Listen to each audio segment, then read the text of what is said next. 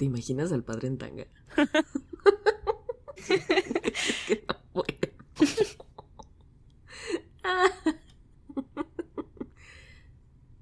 La verdad es que no era la más popular entre mis profesoras, aunque a veces hacía lo que me convenía.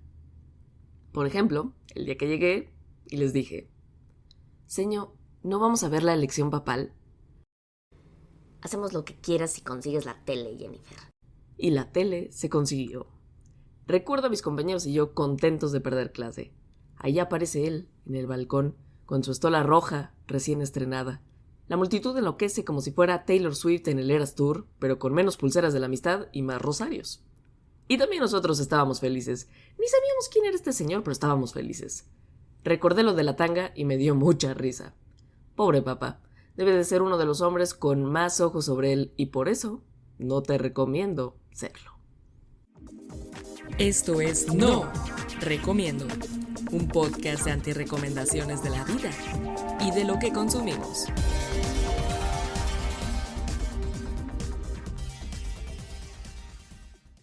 Para empezar, hablemos del procedimiento menos santo para elegir a un santo. La historia más extraña y posiblemente más falsa sobre la elección papal, la famosa silla perforada. Tengo que confesar que yo juraba que era cierto. Le tengo que hacer menos caso a las enseñanzas católicas que tengo en la mente de lo poco que se me quedó en clase. Resulta que durante siglos ha circulado el rumor de que después del cónclave, al nuevo papa se le sentaba en una silla con un agujero en el asiento para que un diácono pudiera, verificar que el elegido fuera anatómicamente masculino. Gritaba, según la leyenda, «Duo sabet et bene pendentes». Tiene dos y cuelgan bien, en latín. Este procedimiento tendría su origen en la leyenda de la papisa Juana, una mujer que supuestamente se hizo pasar por hombre y llegó a ser papa en el siglo IX. Según la historia, su verdadero sexo fue descubierto cuando dio a luz durante una procesión de San Pedro del Vaticano a San Juan de Letrán. ¡Qué sorpresa tan más incómoda! Debo aclarar que los historiadores serios consideran que la papisa Juana es un mito medieval sin fundamento histórico. Las explicaciones a la leyenda son muy diversas. Unos dicen que el mito fue ideado a partir del apodo de papisa que recibió Juan VIII por su debilidad ante la iglesia de Constantinopla. Otros aseguran que fue por el mismo sobrenombre aplicado a Marosia, la autoritaria amante de Juan IX. Pero la leyenda fue tan persistente que supuestamente inspiró la creación de esta verificación testicular pontificia. La verdad es menos escandalosa, pero igualmente fascinante. Sí existió una silla especial llamada sedia stercoraria, literalmente silla de excrementos, con un agujero, pero era más similar a un inodoro ceremonial que a un dispositivo de verificación genital. Se encuentra de hecho en los museos vaticanos. Su uso formaba parte de un ritual que simbolizaba la humildad del Papa. Incluso el máximo pontífice está sujeto a las necesidades básicas humanas. Otro ritual igualmente extraño era que mientras el Papa electo se sentaba en esta silla, los cardenales se acercaban y decían «Non videvis annos Petri», lo cual quiere decir «no verás los años de Pedro». Era una forma amable de recordarle que probablemente no duraría tanto como San Pedro, quien supuestamente dirigió la iglesia durante 25 años. Bastantes padres han superado estos 25 años, ¿eh? Imagínate, acabas de conseguir el trabajo más importante de tu vida y lo primero que te dicen tus colegas es «no te emociones, probablemente vas a morir pronto». O sea, la verdad es que tampoco es como que te echen muchas porras para ser papa. Pero más allá de estas curiosidades históricas, el proceso para elegir papa es el siguiente. Los cardenales son encerrados en la Capilla Sixtina y tienen prohibido comunicarse con el exterior. Votan hasta 4 veces al día.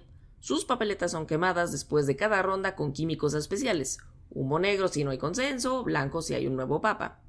Hay ropa papal en 3 tamaños, de hecho, pequeño, mediano y grande, para que el elegido pueda vestirse inmediatamente y no tarde tanto en salir hacia la multitud. Lo que el mundo no ve claramente son las intensas negociaciones, las estrategias y las alianzas que ocurren entre votación y votación. Como Game of Thrones, pero con sotanas en lugar de armaduras y oraciones en lugar de dragones. Para más referencias, sí te recomiendo ver la película de Cónclave. Tú puedes ser papa. Una de las curiosidades más sorprendentes del papado es que técnicamente cualquier hombre católico bautizado, sin casarse, podría convertirse en papa. No necesitas ser cardenal, obispo o siquiera sacerdote para ser elegido. Según el Código de Derecho Canónico, si un laico fuera elegido papa, simplemente tendría que aceptar la ordenación como obispo antes de asumir sus funciones.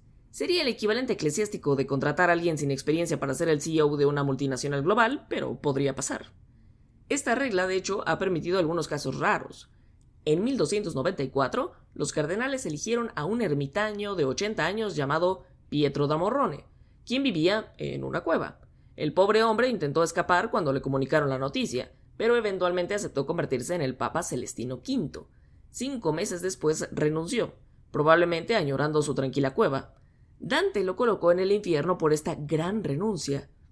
Buena pregunta dónde habría puesto Dante a Benedicto XVI. Anyways, el tocayo del actual papa, León X, elegido en 1513, ni siquiera era sacerdote cuando fue nombrado papa. Tuvo que recibir todas las órdenes sagradas en una semana, pasando de laico a papa en tiempo récord. Y bueno, aunque teóricamente podría ser papa sin experiencia previa, en la práctica los cardenales suelen elegir a uno de los suyos. El último papa que no era cardenal cuando fue elegido fue Urbano VI, en 1378. Eso no salió nada bien. Su elección provocó el gran cisma de Occidente, con 2 papas reclamando el trono de San Pedro simultáneamente. Desde entonces, los cardenales han preferido mantenerse en terreno seguro. La elección democrática del papa es también curiosa. Solo los cardenales menores de 80 años pueden votar y ser votados, y el elegido debe recibir 2/3 de los votos. O sea, la Iglesia evita mejor los osos del estilo Joe Biden, al que ya se le iba algo el tren de pensamiento. Eso sí, estamos hablando todavía de un proceso donde aproximadamente 120 hombres, que ya podrían traer credencial del INAPAM, todos nombrados por papas anteriores, eligen a su nuevo jefe. No es exactamente lo que Madison y Jefferson tenían en mente cuando hablaban de democracia. Si hablamos, por ejemplo, de quién ha sido el peor papa, pues hay balazos, ¿eh? Si piensas que la política contemporánea es escandalosa, espera a conocer algunos de estos papas que son bastante controvertidos. Estos hombres hubieran sido tendencia durante siglos si hubiera habido redes sociales en esa época. Alejandro VI, quien fue papa del 1492 al 1503 de la familia Borgia, probablemente sea el más infame. Tuvo varios hijos, incluidos los famosos Cesare y Lucrecia, y no intentó ocultarlos como hacían otros papas de la época. En él está basada la serie de los Borgia con el grandísimo Jeremy Irons como Alejandro VI. Este papa utilizó su posición para acumular poder y riqueza para su familia, convirtiendo el Vaticano en su feudo personal. Sus fiestas eran legendarias por su decadencia. Por ejemplo, el 30 de octubre de 1501 se celebró el Baile de las Castañas, una orgía organizada por Cesare y a donde asistió el Papa y Lucrecia. De acuerdo con el documento que sigue vivo de eso, el Liber Notarum, Johannes Burckhardt puso al menos esto. Finalmente, se anunciaron premios como túnicas de seda, pares de zapatos, birretas y otras cosas, para los que más veces pudieran conocer carnalmente a las meretrices. Bueno, estoy segura de que al menos este papa sí se la pasó chido.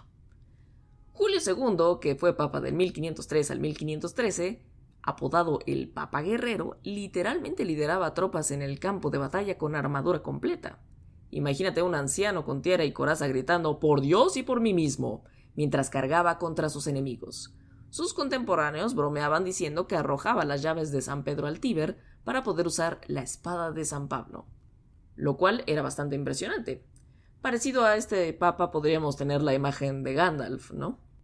Me parece un poco menos controvertido porque, en tiempos de cruzadas, pues no hay como que de verdad te dirija tu propio papa. Bueno, un poco más infame es Juan XII, quien estuvo en el papado de 1955 al 964, claramente después de Cristo. Es el papa que personifica a la estrella de rock.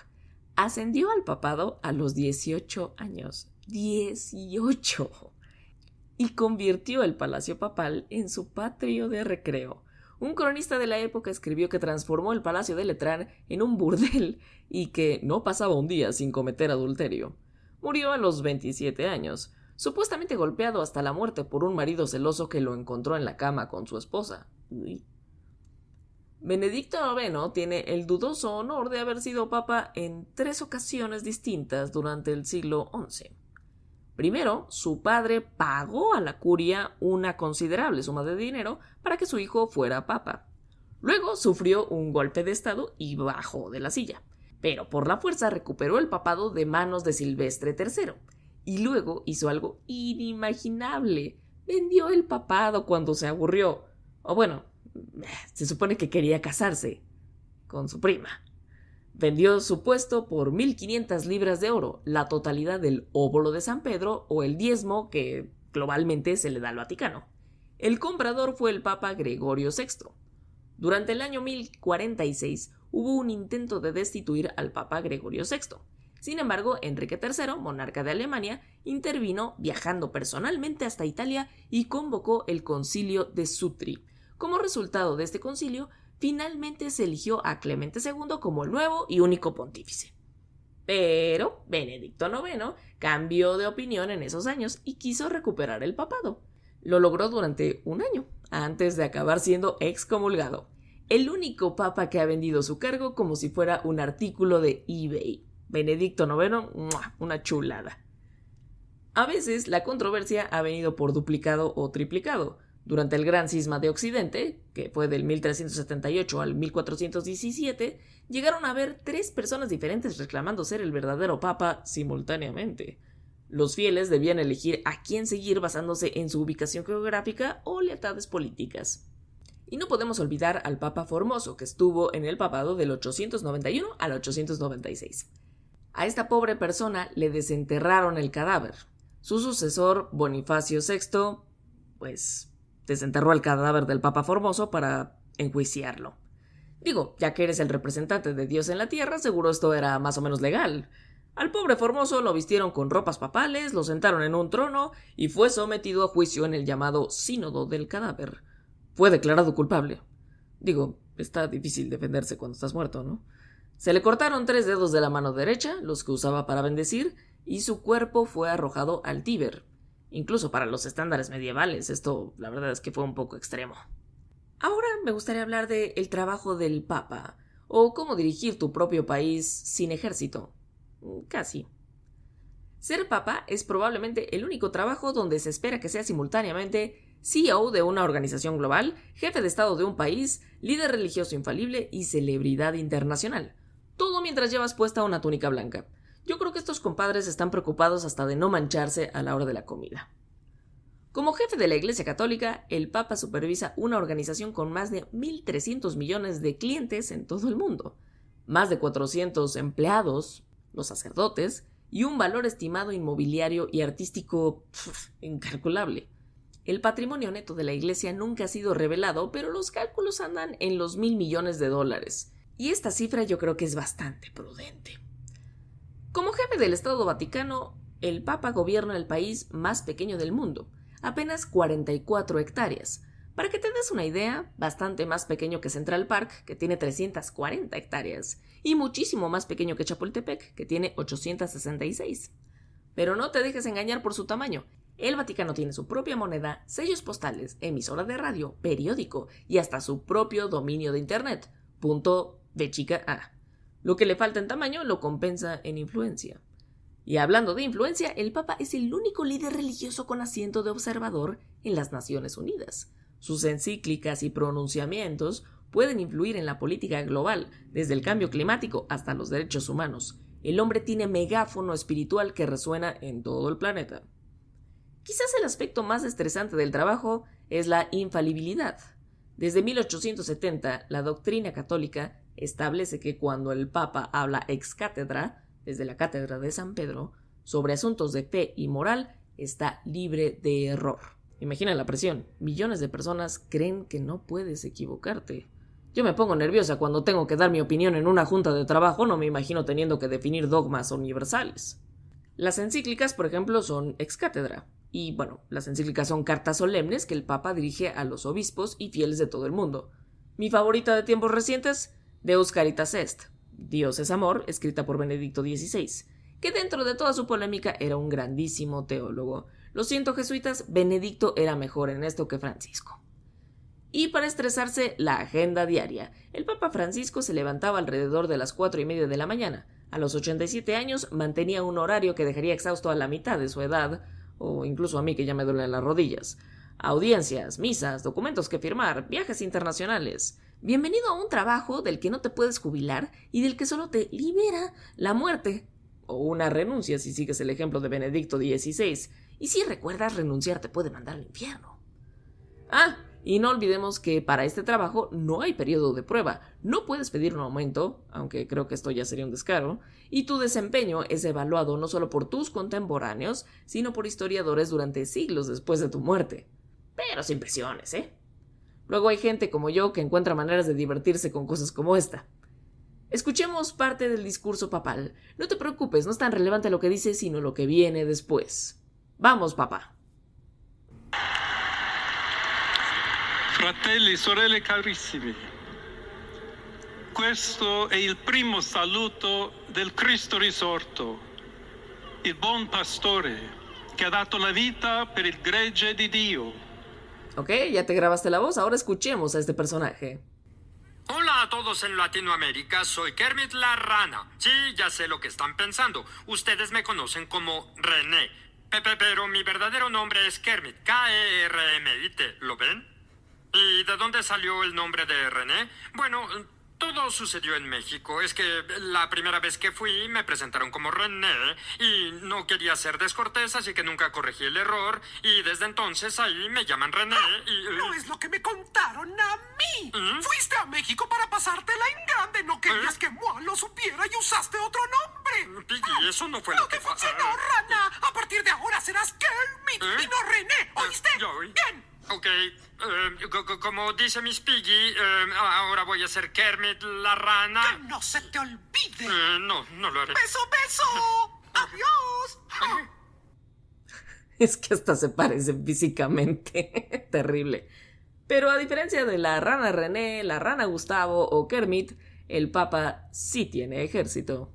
Presento a la Guardia Suiza, el ejército menos práctico pero más fotogénico del planeta. No podemos hablar del papado sin mencionar a los coloridos defensores del pontífice, la Guardia Suiza.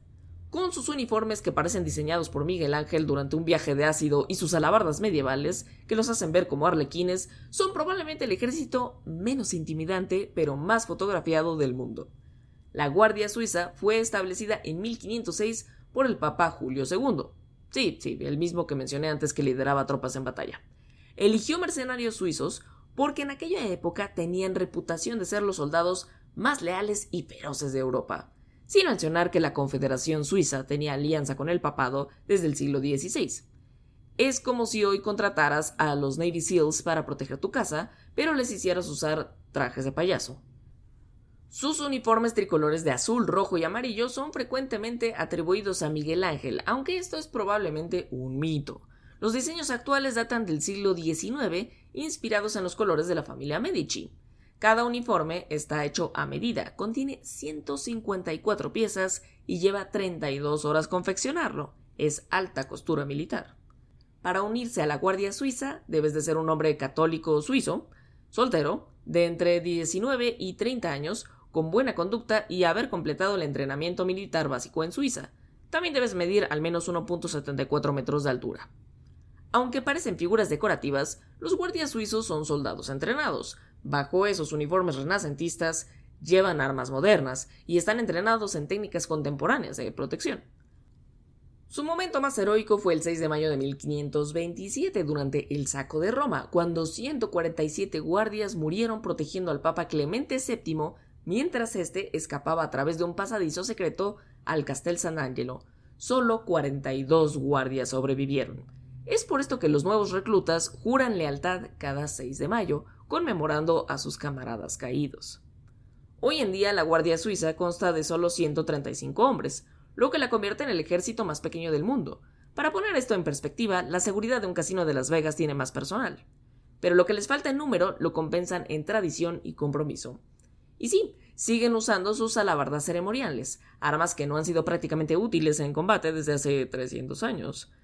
Hablando del casino de Las Vegas, es como si el equipo de seguridad trajera catapultas. Pero, oye, se ven geniales en las fotos de Instagram de los turistas. ¿Y León XIV qué? Pues el hombre es Agustino. Para diferenciarlos, andan con sayal negro, correa de cuero de una sola pieza y capilla negra hasta los codos con capucha. Y San Agustín fue un doctor de la iglesia. Este hombre me cae bien porque en su juventud era un desastre. Anduvo cuestionando a Dios hasta que finalmente acabó siendo hasta doctor de la iglesia. Es de esos santos que me caen bien por este espíritu de duda constante. A diferencia de los franciscanos, como el propio Papa Francisco, estos cuates no tienen la pobreza en sus valores, pero sí tienen la vida comunitaria, la perfecta vida en común, el estudio y el trabajo.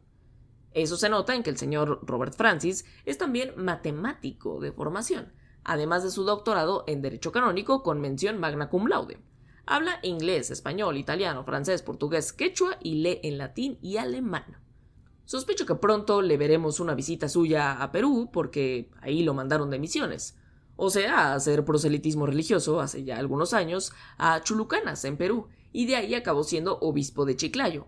Vete tú a saber qué tan contenta estaba la curia peruana con eso, porque a nadie le cae bien que el gringo venga a robarle el trabajo a uno, me han dicho. Pero igual ya se había ganado el corazón de la gente. ¿Por qué escogió el nombre de León? Estaría bueno que haya sido por el primero, que pasó a la historia por haber persuadido nada más y nada menos que a Atila para que no saquease Roma en el año 452. Y también ese güey, León I, fue doctor de la iglesia. Aunque yo creo que Don Robert se puso así por el último de sus tocayos, León XIII, de finales del siglo XIX, una figura asociada con la justicia social, pero también con la modernización prudente de la iglesia, como que quiere ser el punto medio entre el reformista Francisco y un diplomático. Aunque obvio que ha estado envuelto en cierto escándalo. No podemos hablar de los desafíos del papado moderno sin mencionar el elefante en la habitación: los escándalos de abuso sexual de la iglesia. Y aquí es en donde entra en escena el ahora papa. Antes de asumir altos cargos en el Vaticano, Prevost se ganó tanto admiradores como detractores por su manejo de los casos de abuso en Perú. Imagínate ser un obispo que públicamente dice a un periódico: si eres víctima de abuso sexual de un sacerdote, denúncialo. En el contexto de la iglesia tradicional, esto es como si el gerente de McDonald's te dijera: mejor ve a Burger King. Un acto de osadía institucional poco común. Pero no sé qué tan empático con las víctimas, para ser completamente honesta, como si fuera tan fácil denunciar estos casos. El periodista Pedro Salinas ha destacado que Prevost siempre estuvo del lado de las víctimas del infame caso Sodalicio, una organización católica donde ocurrieron múltiples abusos. Pero la política eclesiástica es más complicada que una temporada de House of Cards en latín. La red de sobrevivientes de abuso sexual por sacerdotes acusó a Prevost de encubrir casos de abuso durante su gestión. Sin embargo, tanto Salinas como José Enrique Escardó, uno de los primeros en denunciar a la organización Sodalicio, salieron en su defensa, sugiriendo que estas acusaciones eran una especie de venganza política orquestada por los mismos grupos que Prevost había confrontado. Es el equivalente vaticano de los enemigos de mis enemigos quieren convertirse en mis enemigos también. El periodista Antonio Maestre incluso señaló que medios ultraconservadores y trompistas intentaron desprestigiar a Prevost, convirtiendo lo que debería ser un asunto de justicia para las víctimas en otro campo de batalla para las guerras culturales. Porque aparentemente ni siquiera la Santa Sede está a salvo de la polarización política actual. Este es el tipo de drama que cualquier papa moderno debe enfrentar: manejar los horribles legados de abuso institucional mientras navega por un campo minado de facciones eclesiásticas, políticas globales y medios de comunicación ávidos de escándalo. Y todo esto mientras intenta mantener la dignidad, entre comillas, de una institución milenaria y, lo más importante, hacer justicia a las personas. Veremos cómo va con eso. Por lo pronto, de unos años para acá, ha sido muy cuidadoso al hablar de grupos LGBT o las mujeres en el clero. A mí se me hace medio tibio, pero era complicado que no lo fuera, porque ni dice que sí ni dice que no a la inclusión de estos grupos en la Iglesia Católica. Bueno, y entonces, ¿por qué no recomiendo ser papa? Después de todo lo que hemos escuchado, creo que queda claro por qué no recomiendo aspirar al trono de San Pedro. Trabajas literalmente hasta que te mueres. La jubilación papal era prácticamente inexistente hasta que Benedicto XVI decidió retirarse en 2013, el primer papa en 600 años en hacerlo. Seguro el pobre hombre falleció medio traumado por saber si iba a llegar al cielo por eso. La presión es inmensa. Cuando hablas, más de 1,000 millones de personas te están escuchando. Tus palabras son analizadas, interpretadas y debatidas hasta el cansancio. Un simple comentario fuera de contexto puede convertirse en titular mundial. Tu vida privada desaparece completamente. Vives rodeado de gente, cámaras y expectativas. No puedes salir a comprar un helado o ir al cine sin causar un evento mediático. El último papa que intentó escapar del Vaticano disfrazado para dar un paseo fue Juan XXIII en los años 60 y fue reconocido casi inmediatamente. La moda papal, además, es restrictiva. Siempre de blanco, siempre formal. Imagina usar el mismo color todos los días de tu vida. Eso sí, los accesorios son interesantes. El anillo del pescador, el báculo, la mitra. Es medio mágico el asunto, pero sigue siendo un guardarropa bastante limitado. El papeleo es interminable. Firmas, bulas, encíclicas, constituciones apostólicas y todo debe ser perfecto porque estos documentos podrían estudiarse durante siglos. Las decisiones que tomas tienen consecuencias eternas, literalmente eternas, según la doctrina católica, ya que tienes las llaves del reino de los cielos. Así que ahora que vimos Fumata Blanca y escuchamos Habemus Papam, recuerda que ese pobre hombre acaba de aceptar uno de los trabajos más exigentes, escrutados y longevos del planeta. No lo envidio, y mucho menos lo recomiendo. Hasta la próxima semana de Newsletter. Recuerda que yo soy Jennifer McNamara, also known as Geeknifer. Agradezco por último al señor Dimitri Albertini por darme la fabulosa idea de este episodio. Esto fue No Recomiendo, un podcast de antirrecomendaciones de la vida y de lo que consumimos.